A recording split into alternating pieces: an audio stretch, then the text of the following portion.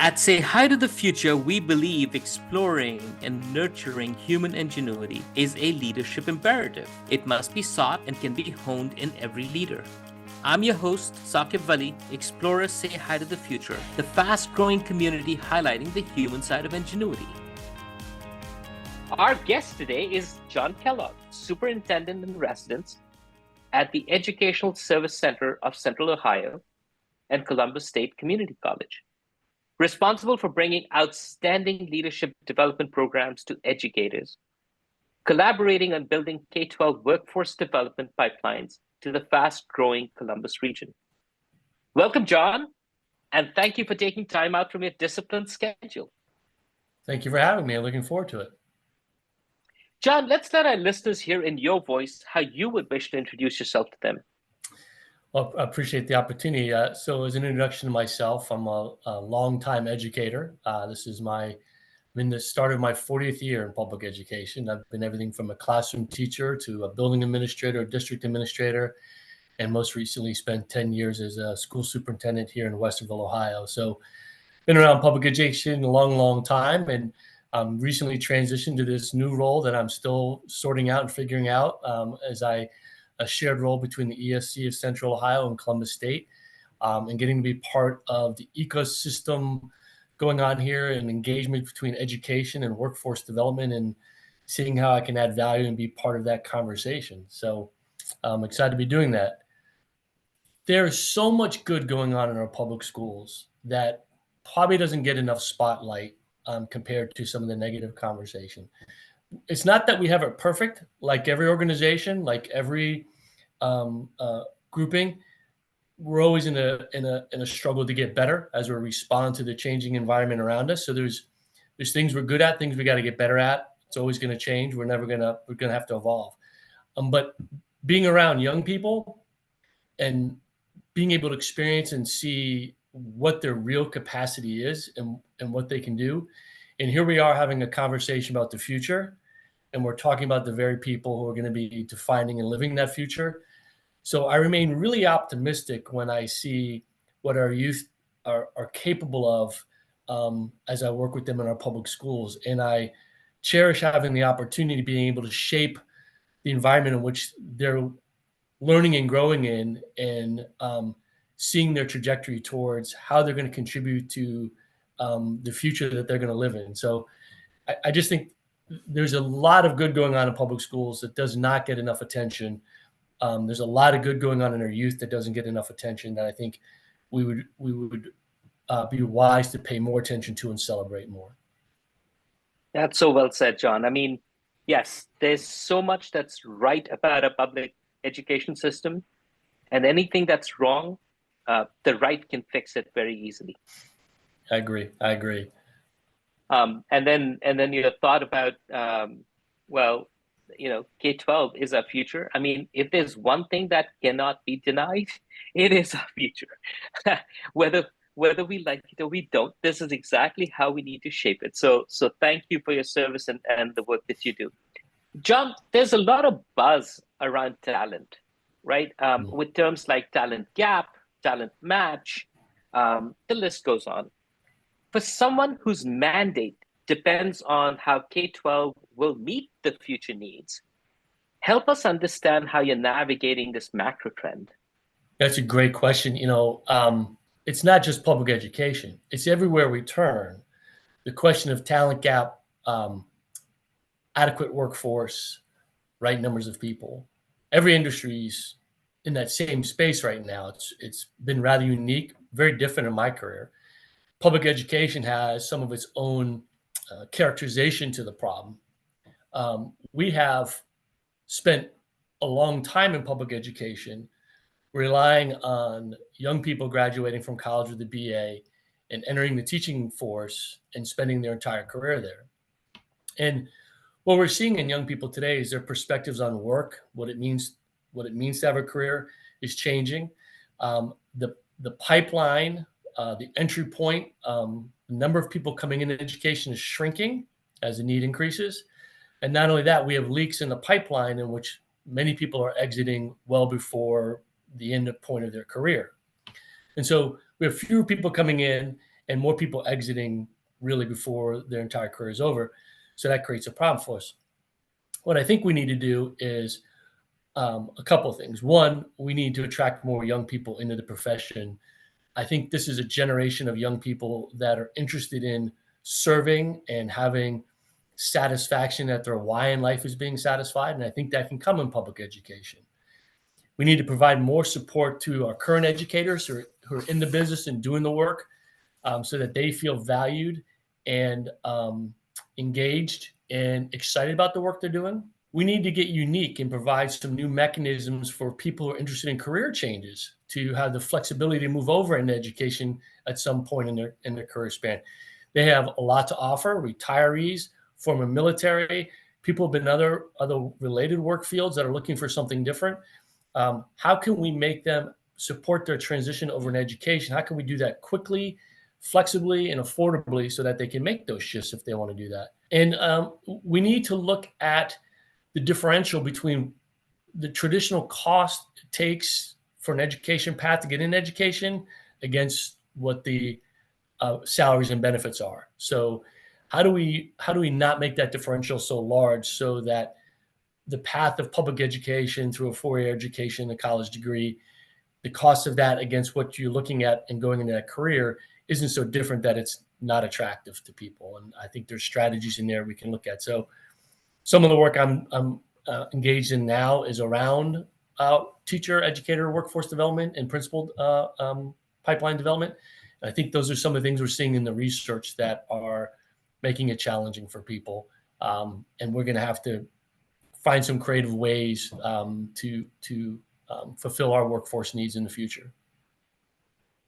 So there's a lot more awareness around social justice amongst the people who are coming in.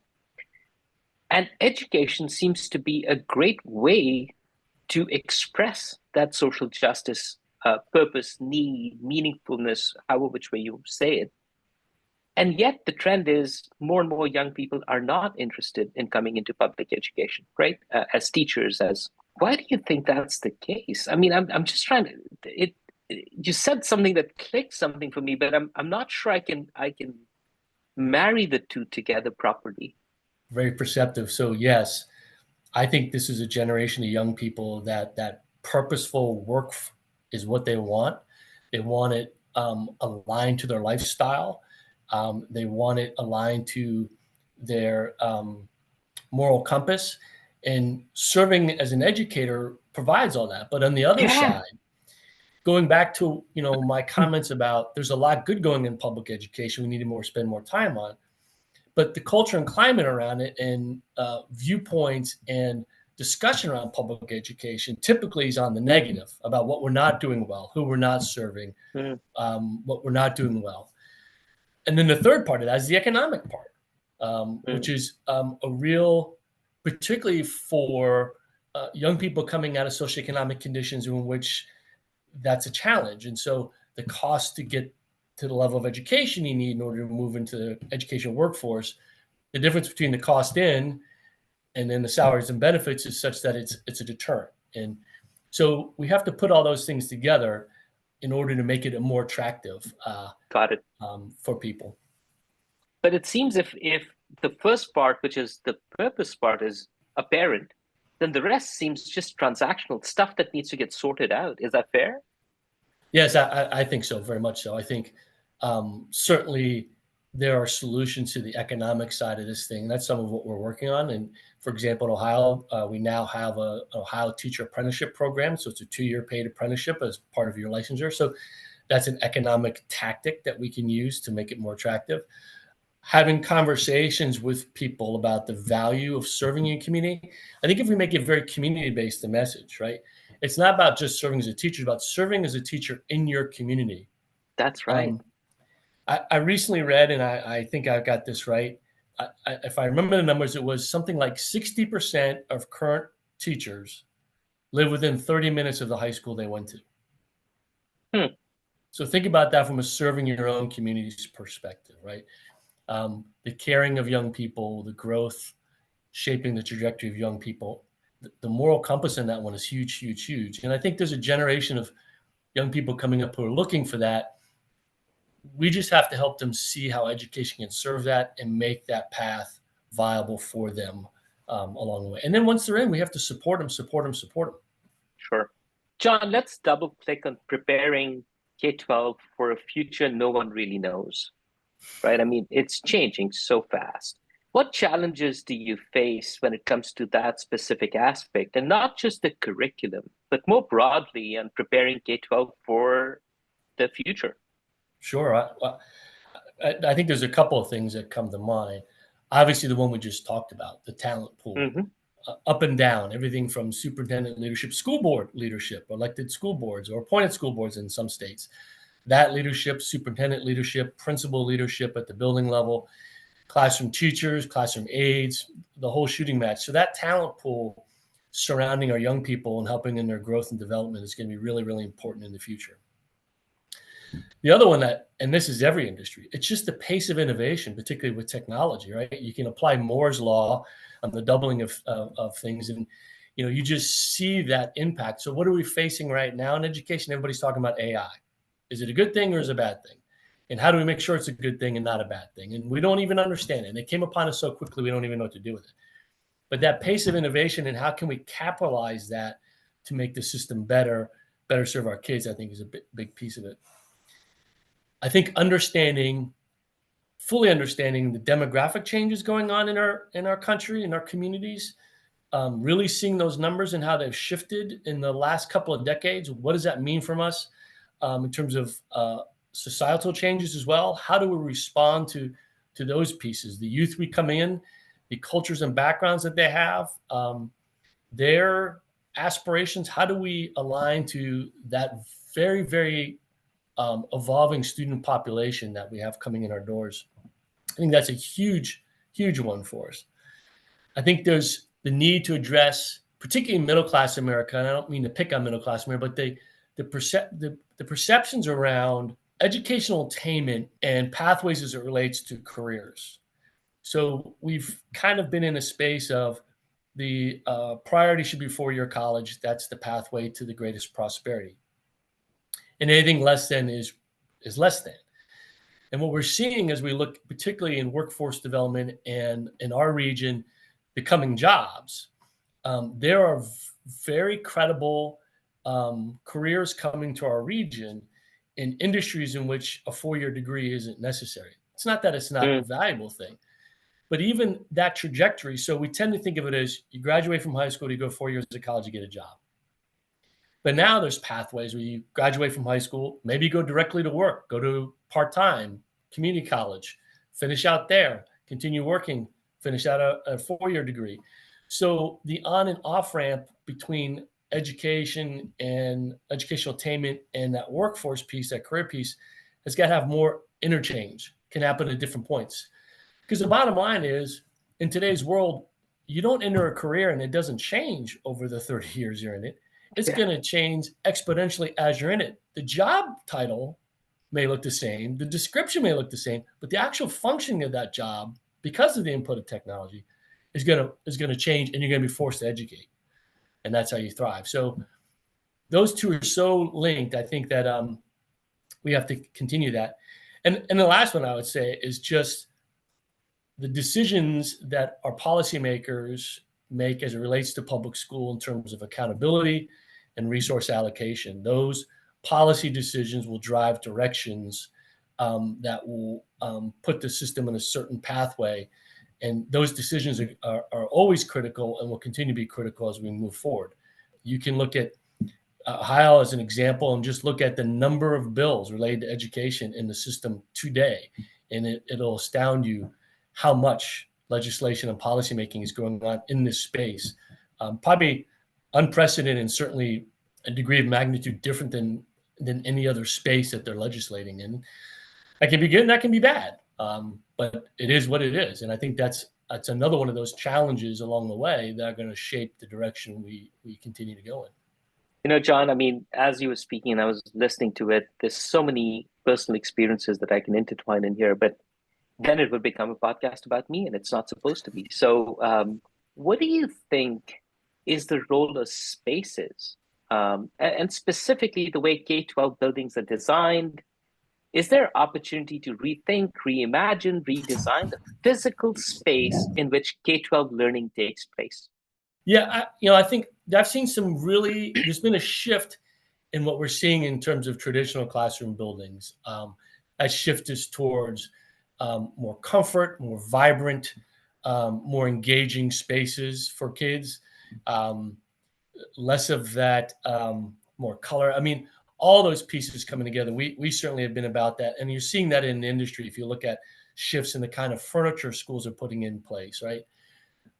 We know that our student body is very, very different and diverse in terms of what they need to be comfortable in those spaces. We want them to be comfortable. So the traditional design of every desk is the same and in a row, and every chalkboard is the same. And we're seeing more and more diversity in that and in the kinds of spaces kids are in, because we want them to be comfortable in that learning environment. We want it to be a welcoming learning environment.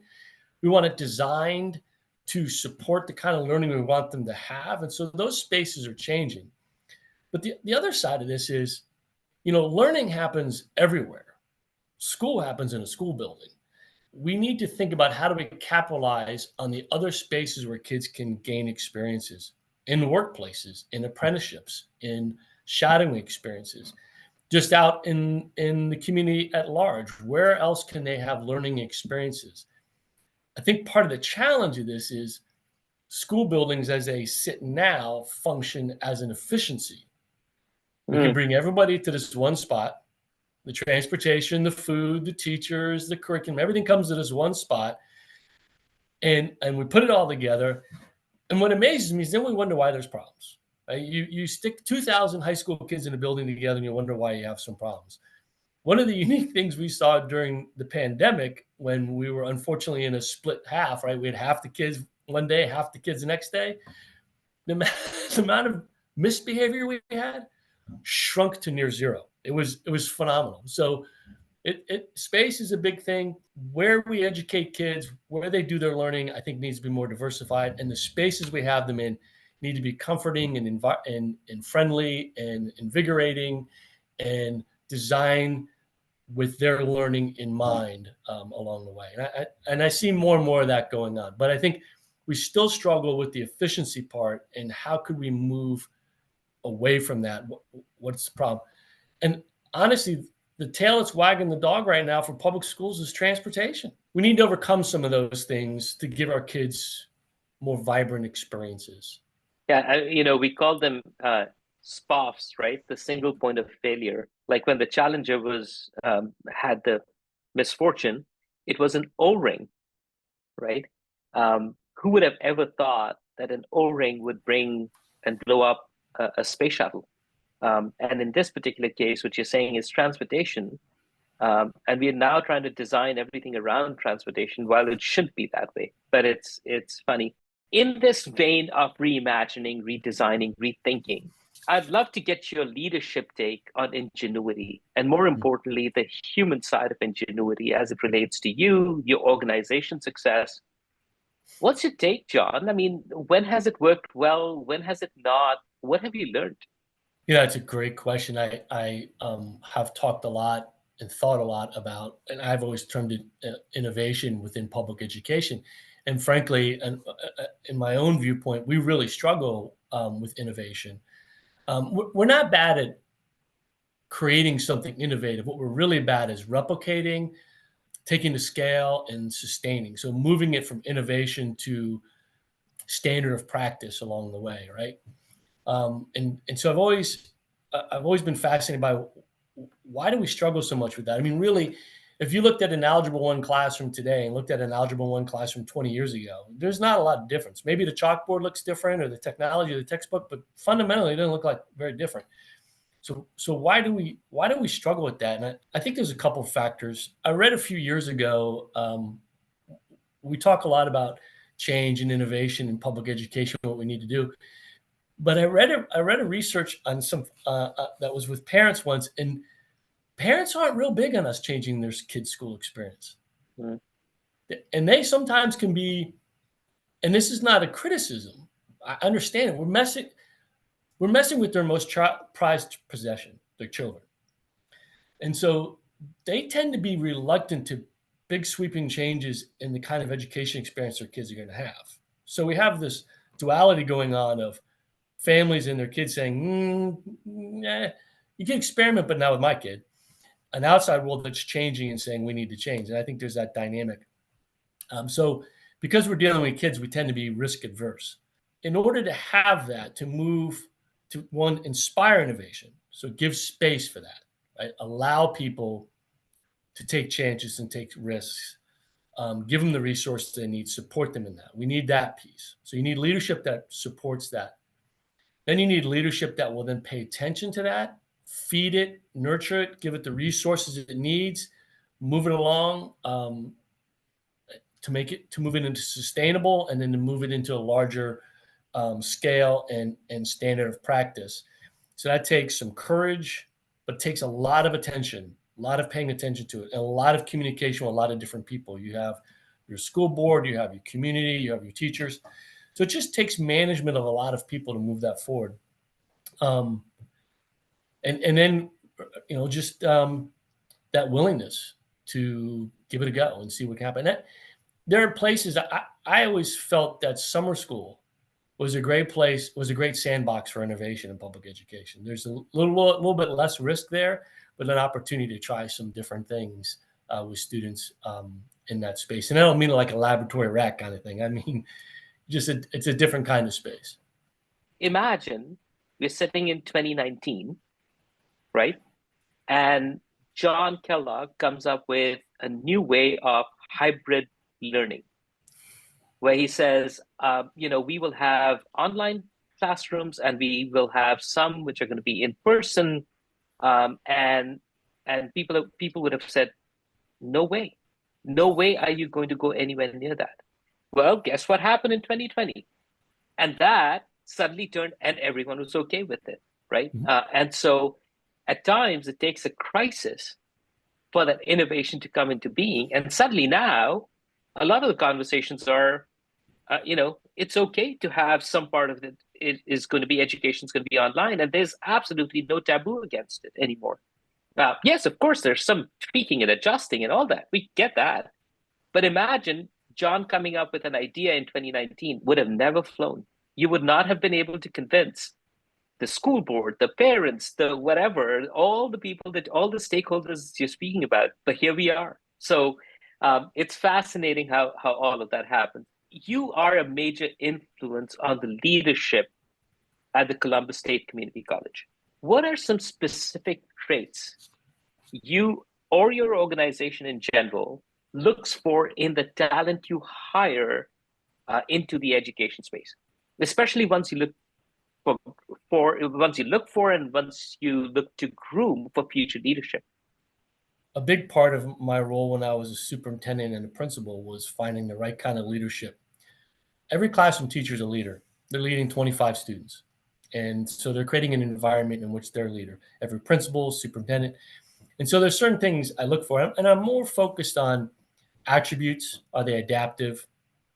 High degree of empathy and sympathy for people. Are they other focused? I mean, is there true moral compass about how they're going to elevate other people? Do they see that that's their role of leadership, is to not stifle other people, but enhance the amount of leadership totality in the organization?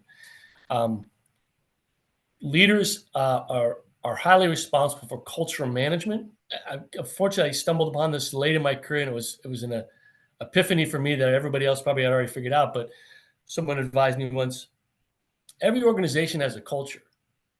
The question is whether or not you're leading it or not. And that leading it is a teaching exercise. It's not just posters and slogans. It's actual discussion and on a regular basis. And we did some of that when I was superintendent. Didn't thrill everybody, but I thought it was a helpful thing. So technical skills, I can teach you those things. But the human skills in our business, we're a human relations business. Can you relate to other people? Can you, as a leader, inspire other people to align behind collectively around what we're trying to accomplish and move forward as a team to make progress? So, and then really in education, I'm just looking for people who want to impact youth in a positive manner. Give me that, and I can make a good teacher out of you. just because you have a PhD in history doesn't necessarily mean you can teach a group of ninth graders, right? So I'm looking for those attributes from the folks we have coming in: adaptability, empathy. Are they a lifelong learner? Are they focused on other people? Those are the things I'm really looking for. Very cool. John, you've had quite a career. And when you mentioned the number of years you did at the beginning, I don't know, you started as a superintendent when you were 10. I can't tell. Um, but you know what? Go back to the time you were a biology. Wait, what? Biology major? Education? Never mind. That's a separate podcast. But you were a biology major at William and Mary. Knowing what you do today, and if you had the chance to retrace your steps, would you do everything the way you did, or would you change something? Yeah, that's a great question. And I'm at that point in my career, I can put a rear view mirror on things. Of course, a wise person once said there's a reason why the windshield's bigger than the rear view mirror, right? Always look Mm-hmm. forward.